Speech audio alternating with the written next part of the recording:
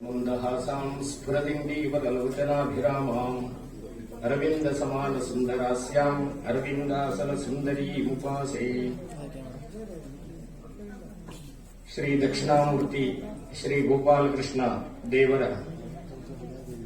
ಪಾದ ಪದ್ಮಗಳಿಗೆ ಅಭಿನಮಿಸಿ ಶ್ರೀಮದ್ ಜಗದ್ಗುರು ಶಂಕರಾಚಾರ್ಯ ಶ್ರೀ ಶ್ರೀ ಶ್ರೀ ಸಚ್ಚಿದಾನಂದ ಭಾರತಿ ಮಹಾಸ್ವಾಮಿಗಳವರ ಪಾದಾರವಿಂದಗಳಿಗೆ ಮಣಿದು ವೇದಿಕೆಯಲ್ಲಿ ಉಪಸ್ಥಿತರಿರುವ ಎಲ್ಲ ಗಣ್ಯಾತಿಗಣ್ಯ ಮಹನೀಯರಿಗೆ, ಇಲ್ಲಿ ಸಮಾಹಿತರಾದ ಬಂಧುಗಳಿಗೆ, ದೂರದಿಂದ ಅದೃಶ್ಯ ಮಾಧ್ಯಮದಲ್ಲಿ ಈ ಕಾರ್ಯಕ್ರಮವನ್ನು ವೀಕ್ಷಿಸುತ್ತಾ ಇರುವ ಸಹೃದಯ ಬಂಧುಗಳಿಗೆ ನಮಿಸಿ, ಈ ಹೊತ್ತು ಶ್ರೀ ಗುರುಗಳ ಅಮೃತ ಹಸ್ತದಿಂದ ಡಾಕ್ಟರ್ ರಮಾನಂದ ಬನಾರಿಯವರ ಭಗವದ್ಗೀತೆ ನಾನು ಕಂಡಂತೆ ಎಂಬ ಕೃತಿ ಬಿಡುಗಡೆಗೊಂಡಿದೆ.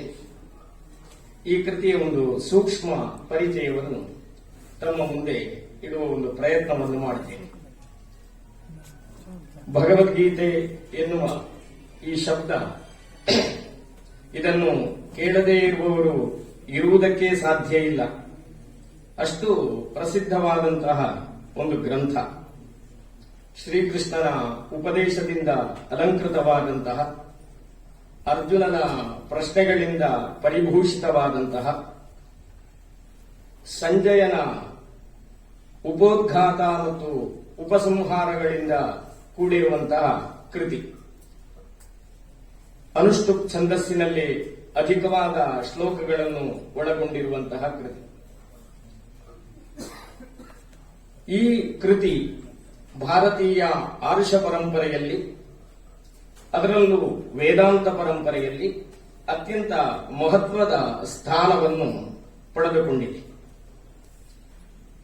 ಸಂಸ್ಕೃತ ಭಾಷೆಯಲ್ಲಿ, ಕನ್ನಡ ಭಾಷೆಯಲ್ಲಿ, ಇಂಗ್ಲಿಷ್ ಭಾಷೆಯಲ್ಲಿ ಮತ್ತು ಭಾರತದ ಇನ್ನಿತರ ಎಲ್ಲಾ ರಾಜ್ಯ ಭಾಷೆಗಳಲ್ಲಿ ಅನುವಾದ, ವಿಮರ್ಶೆ, ಟಿಪ್ಪಣಿಗಳ ಸಹಿತ ಪ್ರಕಾಶಿತವಾಗಿ ಜನಮನ್ನಣೆಯನ್ನು ಗಳಿಸಿರುವಂತಹ ಗ್ರಂಥ. ಈ ಗ್ರಂಥ ಮೊದಲು ಅನುವಾದವಾದದ್ದು ಪರ್ಷಿಯನ್ ಭಾಷೆಗೆ. ಮೊದಲ ಅನುವಾದ ಮೂಲ ಶ್ಲೋಕಗಳ ಸಹಿತ ಪರ್ಷಿಯನ್ ಭಾಷೆಯಲ್ಲಿ ಭಗವದ್ಗೀತೆಯ ಅನುವಾದ ಪ್ರಪಂಚದಲ್ಲಿ ಆ ಅನುವಾದ ಆದ್ಯ ಸ್ಥಾನವನ್ನು ಅಲಂಕರಿಸಿದೆ. ಈ ಗ್ರಂಥವನ್ನು ತಮ್ಮ ಉಪನಯನ ಕಾಲದಿಂದ ಒಂದು ಪೂಜ್ಯವಾದ ಗ್ರಂಥ ಎಂಬುದಾಗಿ ಭಾವಿಸಿದವರು ಡಾಕ್ಟರ್ ಬನಾರಿಯವರು. ಅವರು ಅವರ ಮಾತುಗಳಲ್ಲಿ, ಗ್ರಂಥಗಳಲ್ಲಿ ಹೇಳಿದ್ದಾರೆ, ಅವರಿಗೆ ಉಪನಯನದಲ್ಲಿ ಉಡುಗೊರೆಯಾಗಿ ಭಗವದ್ಗೀತೆಯ ಒಂದು ಗ್ರಂಥ ಕೊಡಲ್ಪಟ್ಟಿದೆ ಅವರ ಸೋದರ ಮಾವಂದಿರಿಂದ. ಆ ಕಾಲದಿಂದ ಭಗವದ್ಗೀತೆಯ ಬಗ್ಗೆ ಒಂದು ಆಕರ್ಷಣೆ, ಒಂದು ಸೆಳೆತ, ಆಮೇಲೆ ನಿರಂತರವಾಗಿ ಭಗವದ್ಗೀತೆಯ ಅಧ್ಯಯನ, ಪಾರಾಯಣ, ಅಧ್ಯಯನ ಎರಡನ್ನೂ ಮಾಡಿದ್ದಾರೆ.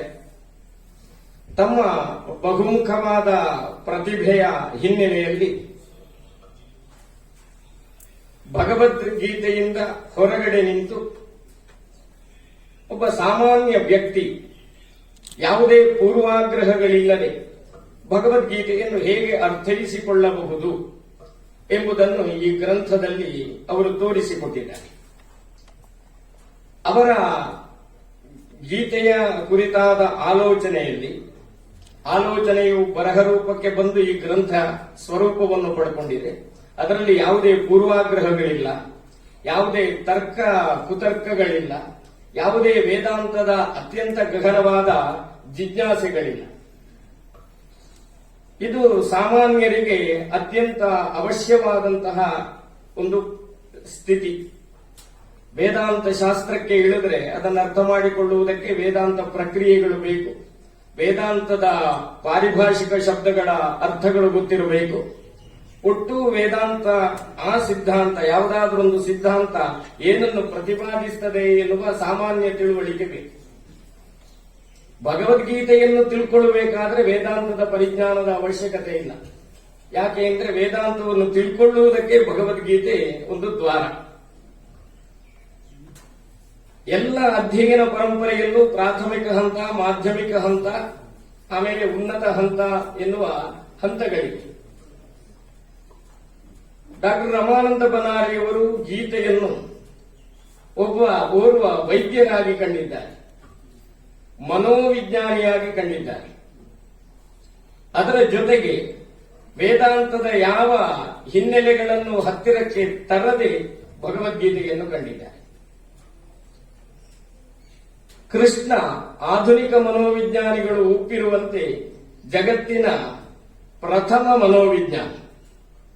ಇದನ್ನು ಆಧುನಿಕ ಮನೋವಿಜ್ಞಾನಿಗಳೆಲ್ಲರೂ ಒಪ್ಪಿರುವಂತಹ ಒಂದು ವಿಷಯ.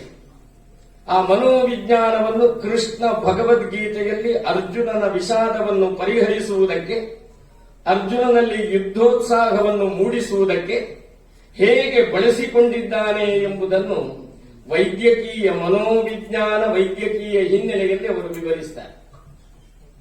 ಈ ರೀತಿಯಲ್ಲಿ 18 ಅಧ್ಯಾಯಗಳ ಪ್ರತ್ಯೇಕವಾದ ಚಿಂತನೆ, ಪ್ರತಿಯೊಂದು ಅಧ್ಯಾಯಗಳ ಸಮಾಪ್ತಿಯಲ್ಲಿ ಆ ಅಧ್ಯಾಯದ ಎಲ್ಲಾ ಶ್ಲೋಕಗಳು ಪ್ರಧಾನ ಶ್ಲೋಕಗಳೇ ಆಗಿದ್ದರೂ ಕೂಡ ಆ ಅಧ್ಯಾಯದಲ್ಲಿ ಮತ್ತೆ ಮತ್ತೆ ಮನನ ಮಾಡಬಹುದಾದ, ಅಲ್ಲ ಮತ್ತೆ ಮನನ ಮಾಡಬೇಕಾದ ಕೆಲವು ಶ್ಲೋಕಗಳನ್ನು ಅವರು ಕೊಟ್ಟಿದ್ದಾರೆ. ಗ್ರಂಥದ ಸ್ವರೂಪ ಹಾಗೆ. ಈ ರೀತಿಯಲ್ಲಿ ನಮಗೆ ಭಗವದ್ಗೀತೆಯನ್ನು ಓದಬೇಕು ಎಂಬ ಅಭಿಲಾಷೆ ಮೂಡಿದಾಗ ನಾವು ಓದಲೇಬೇಕಾದ ಪ್ರಪ್ರಥಮ ಗ್ರಂಥ ಡಾಕ್ಟರ್ ರಮಾನಂದ ಬನಾರಿಯವರ ಭಗವದ್ಗೀತೆ ನಾನು ಕಂಡಂತೆ.